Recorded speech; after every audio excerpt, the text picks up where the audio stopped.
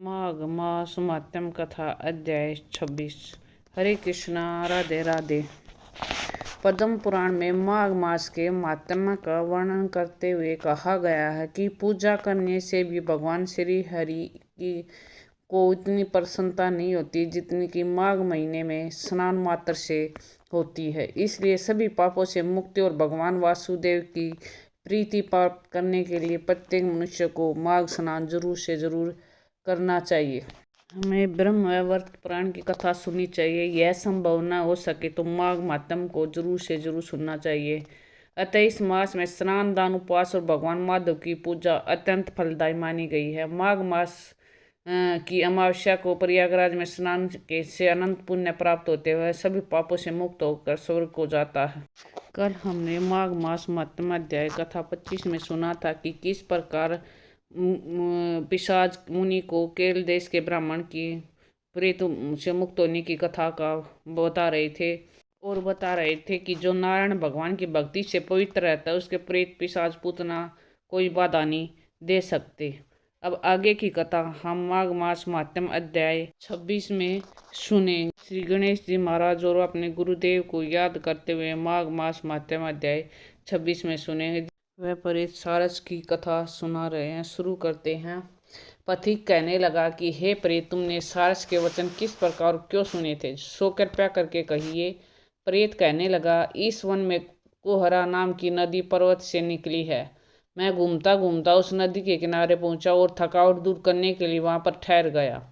उसी समय लाल मुख और तीखे दांतों वाला एक बड़ा बंदर वृक्ष से उतरकर जल्दी से वहां पर आया और एक सारस सोया हुआ था। उस चंचल बंदर ने कई एक पक्षियों को देखकर उस सोए हुए सारस को दृढ़ता से पैरों से पकड़ लिया और सब पक्षी उड़कर वहां से चले गए, परंतु सारसी भयभीत होकर विलाप करती हुई वहीं पर रुक गई। नींद के दूर होने तथा भय से नेत्र खोलकर सारस के ने बंदर को देखा तो मधुर वाणी से कहने लगा, हे बंदर, तुम बिना अपराध मुझको क्यों दुख देते हो? इस संसार में राजा भी केवल अपराधियों को ही दंड देता है। तुम्हारे जैसे श्रेष्ठ प्राणी किसी को पीड़ा नहीं देते।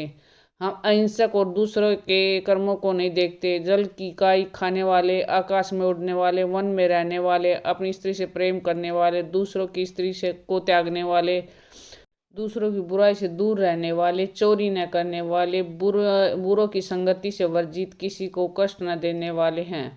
सो इस प्रकार मुझे निरपराधी को हे बंदर छोड़ दो, मैं तुम्हारे पहले जन्म के वृत्तांत को जानता हूँ।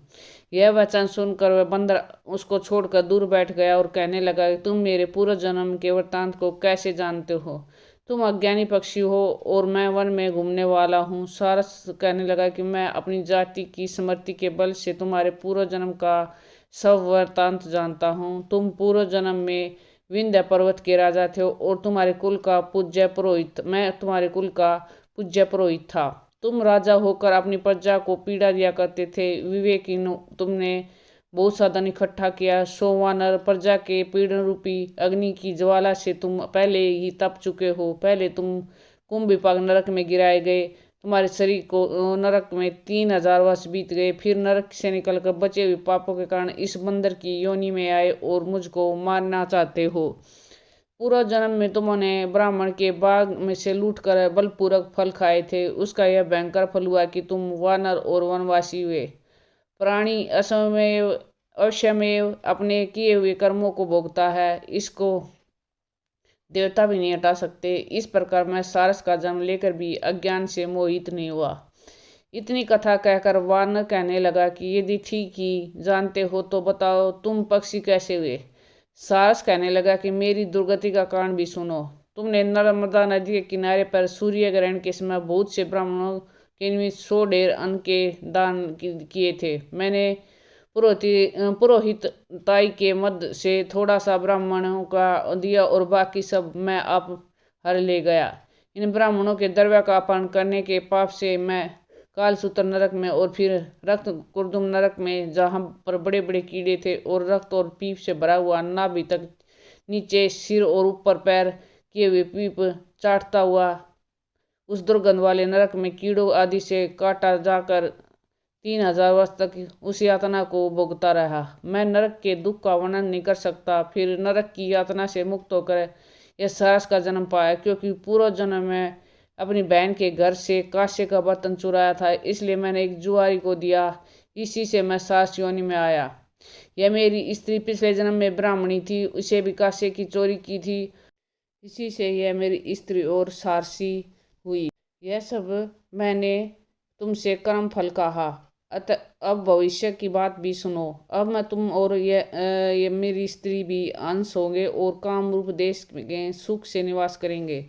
फिर इसके पश्चात गौर योनि में और फिर जाकर दुर्लभ मनुष्य योनि को प्राप्त होंगे। इसमें मनुष्य पाप और पुण्य दोनों ही कर सकता है। इस प्रकार शिव की माया से यह सारा जगत मोह को प्राप्त होता है। न केवल हम ही परंतु इस संसार के सभी जीव प्रवृत्ति मार्ग में फंसकर अच्छे और बुरे कर्म करते और उनका फल भोगते हैं।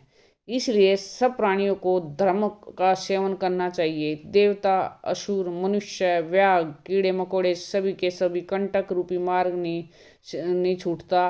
केवल वेदांत जानने वाले योगी इस मार्ग से बच सकते हैं।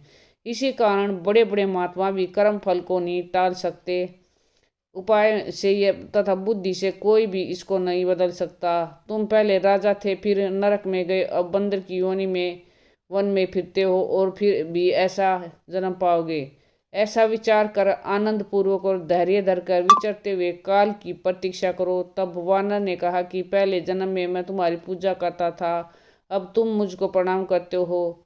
तुम जाति के स्मरण से मेरे पूर्व जन्म के वृत्तांत को जानते हो। आनंद पूर्व करो, तुम्हारा कल्याण हो। तुम्हारे वचनों को सुनकर मैं मोह रहित होकर वन में विचरूंगा। प्रेत कहने लगा कि हे पथिक, मैंने नदी के तट पर बंदर और सास का यह संवाद सुना, तब मुझको बोध हुआ और मोह तथा शोक का नाश हुआ।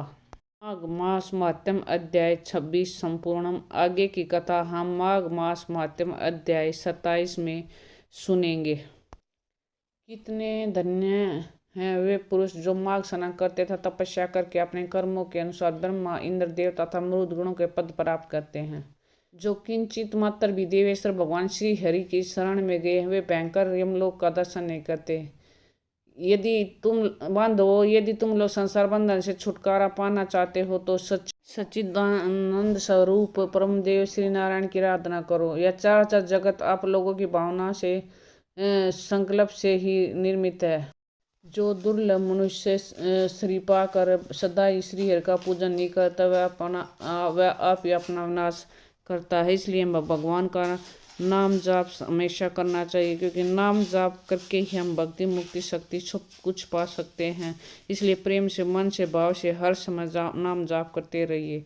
हरे कृष्णा कृष्णा कृष्णा हरे हरे, हरे राम राम राम हरे हरे। आपको हमारी वीडियो कैसी लगी कमेंट करके ज़रूर बताएं। प्रेम से, मन से बोलिए ओम नमो नारायण। माँ के ठाकुर की जय। राधे कृष्णा।